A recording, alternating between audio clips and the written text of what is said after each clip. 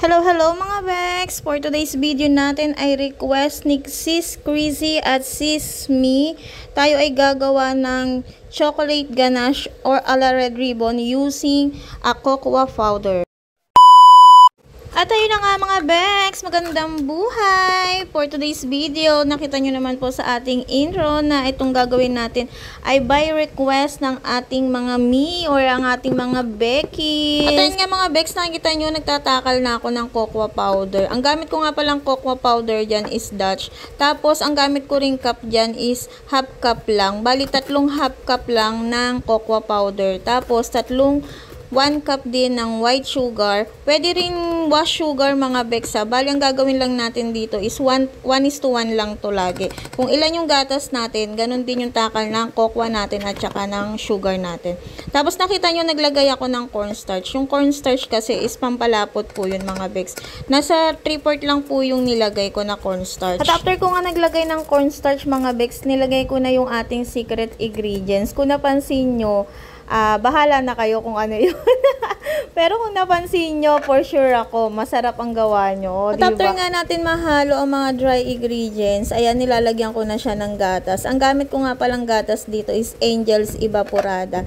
Angel's, baka naman. Tapos, ayan nga mga Bex, unti-unti ko lang nilalagay yung gatas para hindi siya mamuo. Kaya kailangan unti-untiin nyo siyang lagay. Tapos para halong-halo din siya. At after natin malagay yung 3 gatas, hahaluin natin siya maigi. Tapos, isasalang natin siya sa mahinang apoy. Ang pagluto nga pala nito mga Bex, tiyagaan talaga ha. Kailangan talaga halo kayo ng halo at mahina lang yung apoy nyo kasi madali itong masunog. Ayan. At dito nga mga Bex, nakita nyo, nagpalit na ako ng sandok na kahoy kasi nga medyo naluluto na yung cornstarch or medyo naluluto na yung mga chocolate na mumuo na sa ilalim. Kaya kailangan na natin siyang mahalo ng husto or kayasin sa ilalim para hindi magbuo-buo at para maging maganda rin ang ating pagkakaluto sa ganache natin or sa a la red ribbon natin. At dito nga mga Bex, sa part na to, nakita nyo kumukulo na siya pero kailangan nyo pa rin ihaluin ng haluin kasi yung ilalim yan mga Bex namumuo or magbubuo-buo, papangit yung ating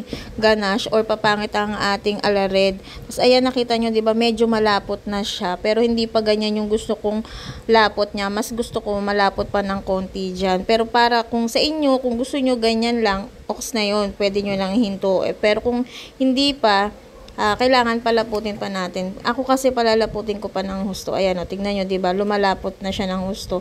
Para sa akin, yung gantong is pwede na mga Bex. Ayan. Kasi pag para sa akin mga Bex, okay na yung gantong lapot. Kasi nga, dalawa yung paggagamitan natin. Isang dream cake, tsaka isang lava cake. Kasi lava cake kasi kailangan kasi medyo running. Tapos, pag lumamig din kasi to, medyo lalapot pa yan pag malamig na. Tapos, dito sa part na to mga Bex, nakapatay na yung kalan natin yan ha. Pero hinahalo-halo ko pa rin siya kasi baka masunog yung ilalim dahil medyo mainit pa ang ating kaldero. Tapos dito nga pala mga Bex, nakalimutan ko nang sabihin sa inyo, nilagyan ko nga pala yan ng butter habang pinapalamig natin. Tapos ayan, di ba nakita nyo, lumapot na siya, hindi siya kagaya kanina. Hinalo-halo ko lang pala siya uli mga Bex kasi nga yung butter is natunaw na. Tapos hindi ko pa pala siya nahalo kaya hinalo ko lang uli. Tapos yan mga Bex, ayan yung mga dream cake na gagawin natin. Tapos mamaya is yung lava cake naman. Pero same lang din silang gagamitin ko yung ginawa natin na a la red ribbon. At ayun na nga mga Bex, habang tayo yung nagtatakal, shoutout lang natin muna ang ating mga request sender, si Madam Me at si Madam Chrissy. Siya nga pala, konting lang si Madam Chrissy kasi at parang cancer patient siya, tapos na-request niya sa akin tong recipe na to. Ayan po mga madam, sana natuwa kayo or nag-enjoy po kayo sa shinare kong recipe. Maraming salamat po sa inyo sa pagsuporta sa mga video ko. Maraming salamat. O siya mga Bex, hanggang dito na lang ang ating video. Salamat sa panunood. See you my next vlog. Paalam. Ingat po ang lahat. Bye-bye.